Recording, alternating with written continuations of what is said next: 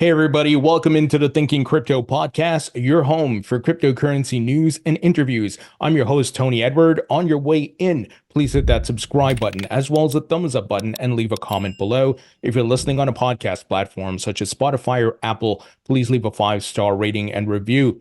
Happy Father's Day to all the dads out there. Hope you had a great day. Folks, we got big news to talk about. Let's start with Bitcoin. What's happening? I'm seeing comments of people saying, this is boring. What the hell is Bitcoin doing? When are my bags going to pump, right? It's funny how human psychology works with the markets, but patience is so important when it comes to investing. And even though Bitcoin and crypto are very volatile and they move very fast, both in upwards and downwards many times, you still have to be patient as the market consolidates and it builds its support levels and then it does its next move. And we're, of course, anticipating a next leg up. I've been saying since the beginning of June that I expect, a couple weeks or 3 weeks into June, we're going to start to see some movement upwards. Now, that's not a guarantee. We're talking probabilities here. We don't have a crystal ball, but all indications show that we are going to move upward. So one of the main things I want you guys to know about is the DXY, the dollar currency index, is almost at its peak of its current rally. So it's been rallying. That's why Bitcoin has been, kind of chopping sideways, going downwards. And of course, this week was the FOMC meeting, so there's a lot of volatility. But overall, we're heading in the upward direction. Here, Kevin Svensson highlighted that the Bitcoin daily MACD positive momentum is returning. So that's a signal showing that we should have some movement for Bitcoin soon. That doesn't mean tomorrow. It could be over the next 2 weeks, right? But here's the main takeaway.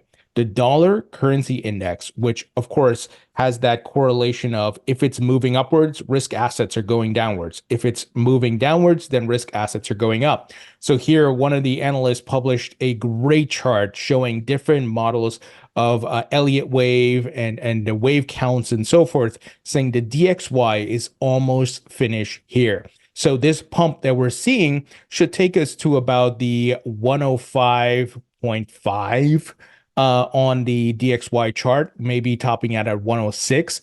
Then it will have an epic collapse based on the technicals now. And he's not the only one. There's another analyst saying the reason Bitcoin is being held back is because of the rally in the DXY. In my opinion, it is a sub wave 2, and we are about to get a massive drop, must stay below $106.51. This is important because Bitcoin, crypto, miners, stocks, etc. are inversely correlated to the dollar. The lows, in my opinion, in the DXY will correspond very closely time frame wise to the highs in Bitcoin. If you don't have the DXY in your list, please add it and watch it daily. So he's absolutely right. This is one of the charts that I look at on a daily basis, in addition to Bitcoin and other altcoins. But multiple analysts saying the end of the rally for the DXY is soon. So once again, because it's inversely correlated, we're going to see Bitcoin start to move upwards. And of course, Bitcoin is the rising tide that lifts all boats. If you've been a subscriber to this podcast, you know how liquidity flows through this market, because I've said it time and time again in an effort to get you to understand the market cycles. And it will go from Bitcoin down to the large caps, mid caps, low caps, and so forth.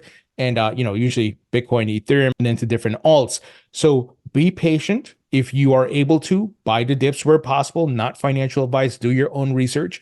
I'm buying some dips. I'm not buying the dip on Bitcoin in full transparency. I'm buying the dip on altcoins, especially those that haven't rallied significantly as yet. But, they're going to bounce off their lows. And even if they don't make new all-time highs, and they simply retrace to their previous all-time highs, I'm still making money. So this is where it's important to learn how to read the charts. It's important to understand the market cycles.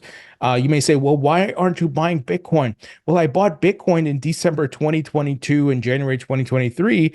And right now, if I was to buy Bitcoin, don't get me wrong, I would still make money, but it won't be the same percentage of return that I would see on altcoins, right? So if I go buy some more Solana and Ethereum and some of these altcoins are going to outpace Bitcoin.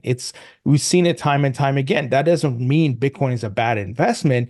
Obviously, altcoins are much more riskier, but I have my Bitcoin position. So it's not like I'm not allocated. So please understand where I'm coming from. But TLDR, it may continue to pump this week. Bitcoin may bleed a bit more. That's fine. As long as we don't break 60K, I think we're fine. There's no invalidation of what's coming next. If it does break 60K, I'll be on here saying I'm worried, guys. But as long as things continue as is, be patient, and we will see a nice pump as the DXY starts breaking down. So be patient, guys. And one of the things I'm seeing that I want to share with you guys, we're seeing stable coins like USDC, which is issued by Circle. There's been a whole bunch of minting of USDC recently. What have I shared with you guys over the years? The same thing when it happens with Tether. Whales are grabbing up stable coins and then they start buying the dips, and then you see the market rip. We've seen it time and time again. So on the same day, there was 550 million USDC minted on June 14th. So again, I'm looking at multiple signals, right? Stablecoin, liquidity, DXY, what's the chart saying for Bitcoin, the macro, what's the Fed doing, and so forth. And I hope you understand how I look at markets and how I've been able to make money in this market.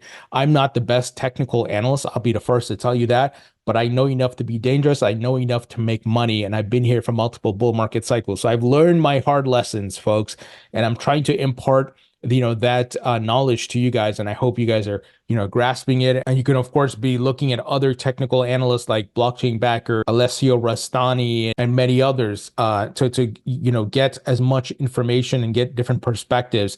But I have no hidden agenda. I'm here to make money. I've said that many times, so I'm not trying to lose money here, guys. And I hope you understand that patience is part of the game here.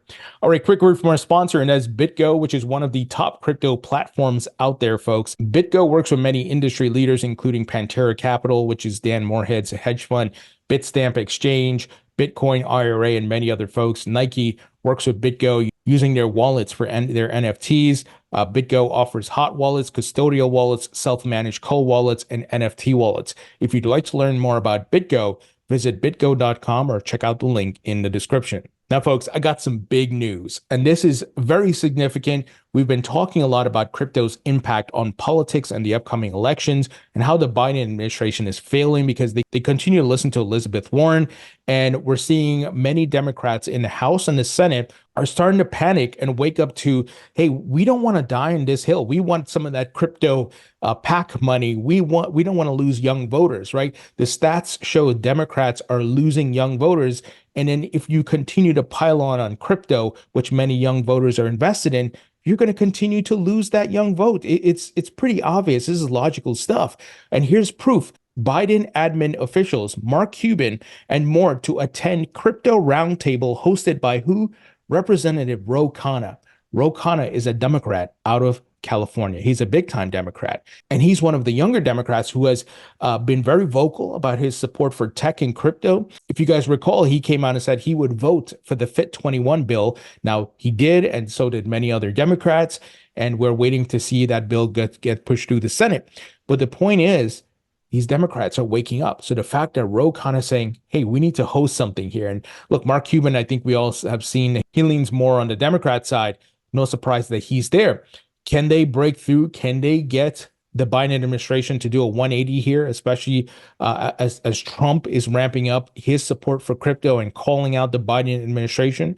It's possible, but Elizabeth Warren has a lot of power, guys. We've seen that, right? And I've often talked about, it's not Biden who's coming out and saying, I hate crypto. We haven't heard Biden say jack about crypto. It's all been Elizabeth Warren, and she controls her gimp on a leash, Gary Gensler. So let me give it a TLDR here. Members of the Biden administration will join other House and Senate officials, along with pro-crypto businessman Mark Cuban, for a roundtable discussing crypto policy hosted by Representative Khanna, Democrat out of California, in early July, according to a recent report from Bitcoin magazine. The focus of the meeting will be keeping Bitcoin and blockchain innovation in the United States, according to an email from Khanna's office reportedly obtained by the publication. Meanwhile, Donald Trump pledged to end Joe Biden's war on crypto in remarks last night. It's heating up. It's amazing how far crypto has come. I've been saying it's become ubiquitous. It's in politics. It's in TradFi. It's everywhere now. You can't ignore it, and it's becoming a political and election issue. And there's a ton of capital being raised, my friends. It's incredible. And here's what Anthony Scaramucci said on what's happening with Biden. Remember, he doesn't like Trump, right? He used to work with Trump and he got fired. So he's always been anti-Trump for a long time. He said Senator Warren, talking about Elizabeth Warren, may cost Joe Biden the election. Reverse course ask against her to step down and empower Schumer to work with McHenry to come up with the comprehensive bill this season. Be bold. See, guys, this is what I'm saying. Democrats are panicking. They see the writing on the wall. The problem is scumbag regulator Gary Gensler and corrupt Elizabeth Warren are running the show for Biden. It's not Biden woke up yesterday and say, "Oh, I don't like Bitcoin," right? We know it's not Biden. And that's not an anti-Democrat thing. That's just Biden is a man who's very old in cognitive decline, unfortunately. And that's a whole other conversation to be discussed. But I think we see what's happening here. But bullish overall for crypto, that these people are like, we got to get this right or we're going to get left behind. It's incredible what is happening with crypto. Now, here's another great example of how crypto is appearing everywhere. Shout out to Ryan Selkis and Masari for sharing this. This was published in the Wall Street Journal on Friday, June 14th. It's an opinion piece. Here's the headline. Crypto could stave off a U.S. debt crisis. What a headline. What a headline, my friends. And here's one of the sub-headlines. Stablecoins backed by dollars provide demand for U.S. public debt and a way to keep up with China. My friends, when I've been saying for years that the token economy is coming and your fiat currencies, your house, your mortgage, your stocks, your bonds will all be on the blockchain. I hope you guys didn't think that was hyperbole. It's coming. And often you see narratives start to build, and then many of these things come to fruition. Just look at what happened this year. Step back for a second, because sometimes we get blinded by the euphoria. BlackRock, the world's wealthiest asset manager, launched a Bitcoin ETF with the rest of Wall Street, Fidelity, and so forth. So Bitcoin and crypto crossed the chasm. It's no longer taboo. It's no longer this, oh my gosh, we can't touch it. It's fake. It's money laundering. It's magic internet money, right? No longer. And there's still billions of people not paying attention. And we know many of the central banks around the world, the US government as well, are testing CBDCs, and they're testing on public blockchains. So incredible things are coming. And in fact, recently, there was a quote from a BlackRock, I think the BlackRock CIO. He said that we tested private blockchains like, for example, a private blockchain would be Hyperledger Fabric or JP Morgan's Onyx, right? It's a centralized controlled environment. He said, you know what? Those don't work well. Public blockchains are the future. That is so bullish. It was an incredibly bullish statement. And guys, I hope you're seeing all these puzzle pieces coming together here. I hope I'm getting through to you. Obviously, this doesn't mean you go FOMO in and buy the pump, right? Buy the dips. Be patient, but position yourself. Start to dollar cost average in so that you have exposure. Because I've said it before, I'm excited for this bull market right now. I'm looking to make money, of course, but I'm excited for future bull markets. The next Bitcoin halving 2028, folks. So I already have kind of in my mind a plan, taking some of these profits, buying the blood on the streets again when everybody gets scared again. It's amazing what's happening and the exposure crypto's getting in mainstream media and much more. Now, speaking of central bank digital currencies, there's a report here from the Bank of International Settlement, their survey, sharp uptick in central bank CBDC experiments. Of course there is. A new poll, which included responses from fewer than 40% of the world's central banks, shows that some central banks in advanced economies are ramping up CBDC-related experiments.